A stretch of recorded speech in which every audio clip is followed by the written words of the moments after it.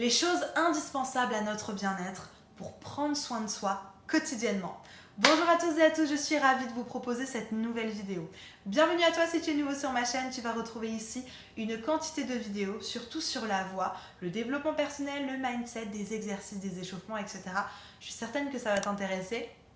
Abonne-toi, actionne la cloche et rejoins notre communauté. Aujourd'hui, une vidéo un petit peu particulière, puisque c'est une vidéo où j'aimerais qu'on regarde un petit peu comment prendre soin de soi. Quelles sont les habitudes, quelles sont les choses indispensables pour que vous puissiez avoir une petite routine de choses qui vont vous faire du bien.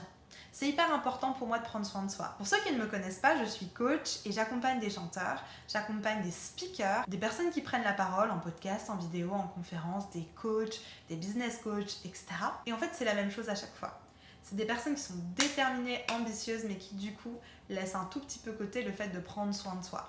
Sauf que malheureusement, ça va de pair. C'est important si vous voulez aller plus loin, plus haut, si vous voulez rester focus et déterminé, vous devez prendre soin de vous. C'est pour ça que j'avais à cœur aujourd'hui de faire cette vidéo, pour qu'on voit ensemble les choses essentielles pour prendre soin de soi. Trop important. Pour notre bien-être, c'est vraiment quelque chose sur laquelle vous devez mettre votre focus. Vraiment important. Donc ravi de vous présenter cette vidéo aujourd'hui, restez avec moi jusqu'au bout. Je me présente très rapidement si vous ne me connaissez pas encore, je m'appelle Elena Hurstel et je suis votre coach vocal depuis 2013 pour faire de votre voix votre allié numéro 1. Rejoignez-moi également sur Facebook et sur Instagram. Dans la description, il y a également une petite vidéo. Elle est inédite, elle n'existe nulle part ailleurs. N'hésitez pas à cliquer sur le lien pour visionner cette vidéo, croyez-moi, vous n'allez pas être déçus. Allez, c'est parti, on rentre dans le vif du sujet. Allez me chercher de quoi noter, un papier, un stylo, parce que croyez-moi, vous allez en avoir besoin. La première chose pour moi indispensable pour notre bien-être, pour prendre soin de soi, c'est la reconnaissance. Alors ça va peut-être vous paraître bizarre, et vous dites, attends, moi je m'attendais à ce qu'elle me dise du yoga, ou peut-être, voilà, plein de choses différentes. Non, la reconnaissance. La première chose, c'est la reconnaissance, je vous assure. Soyez reconnaissant pour tout ce que vous avez. Soyez reconnaissant pour la nouvelle journée qui démarre, soyez reconnaissant pour le beau temps, soyez reconnaissant de regarder cette vidéo, soyez reconnaissant de pouvoir avoir les moyens de regarder cette vidéo, soyez reconnaissant pour qui vous êtes, soyez reconnaissant pour les personnes qui vous entourent, soyez reconnaissant puisque vous êtes en santé, etc., etc., etc. La reconnaissance, les amis, c'est vraiment la grande différence et c'est ça qui va vous apporter du bien-être. Je me suis fait accompagner pendant quelques années par une psy et c'est super rigolo parce que cette psy, en fait, elle était médecin traitant à la base. Et elle m'a toujours dit, je suis devenue psy parce que j'en avais marre de donner des médicaments et des traitements à des personnes qui n'allaient juste pas bien à l'intérieur. Elle m'a dit en fait, quand on ne va pas bien à l'intérieur, ça devient une maladie. On analyse juste le mot de maladie, c'est le mal qui a dit. Le mal a dit. Je trouve ça hyper intéressant de voir les choses comme ça, parce que la reconnaissance, ça va vraiment vous faire du bien à l'intérieur. Ça va enlever votre jalousie, votre comparaison. Ça va enlever énormément de mauvaises choses, de mauvaises pensées, etc. Ça va vraiment vous permettre d'aller mieux. Donc je vous conseille de pratiquer vraiment quotidiennement la reconnaissance. Et si vous voulez aller encore un peu plus loin et que vous ne savez pas trop comment commencer, moi j'ai fait à la maison une Grateful Box. Alors qu'est-ce que c'est une Grateful Box? C'est la boîte de la reconnaissance. Dès que je suis reconnaissante pour quelque chose, je prends un petit papier, j'inscris et je mets dans ma boîte. Et en fait, ça me permet, quand je vais pas très bien, quand j'ai pas trop le moral, parce que oui, ça m'arrive, hein, vous me voyez toujours avec un grand sourire, mais évidemment, je suis humaine, ça m'arrive d'être un petit peu en down. Dans ces moments-là, j'aime beaucoup ouvrir ma boîte et lire tous ces petits papiers. Juste me rappeler d'à quel point je peux être reconnaissante.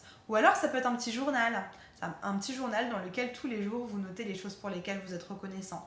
Cet été, durant le voyage coaching, j'avais proposé à mes coachés, j'avais mis dans leur chambre une petite liste de 5 choses pour lesquelles elles étaient reconnaissantes. Et ça leur permettait, je crois que je leur avais mis ça pour le soir, de se rappeler chaque soir avant de dormir, ou le matin, je ne sais plus, peu importe, pourquoi elles étaient reconnaissantes. Qu'est-ce qui avait été chouette dans leur journée, ou pourquoi elles étaient reconnaissantes ce matin de se lever et de démarrer une nouvelle journée. Donc vraiment, je vous assure, pour votre bien-être, pratiquer la reconnaissance, ça va faire la différence. Deuxième chose indispensable pour votre bien-être, maintenant qu'on a travaillé un petit peu l'intérieur, effectivement, il va falloir travailler l'extérieur. Je vous conseille une pratique sportive. Alors peut-être que le sport, c'est pas votre truc. Je vous conseille du coup au moins de peut-être ne pas prendre l'ascenseur mais prendre les escaliers, de peut-être aller marcher le matin ou le soir ou le week-end, ou d'aller faire une balade en vélo. Juste de trouver une activité qui va vous permettre de vous mettre en mouvement. C'est le grand problème de notre société aujourd'hui, tout est accessible depuis l'ordinateur, donc on ne fait plus rien, on reste coincé devant son ordi. Moi je l'ai vu par exemple, pour comparer, Je fais beaucoup de télétravail puisque je ne donne mes coachings quasiment que en ligne. Donc je suis beaucoup devant mon ordinateur, etc. Et cet été, lors du voyage coaching, on faisait du coaching en présentiel, on allait se balader l'après-midi, on allait nager, on allait faire plein de trucs.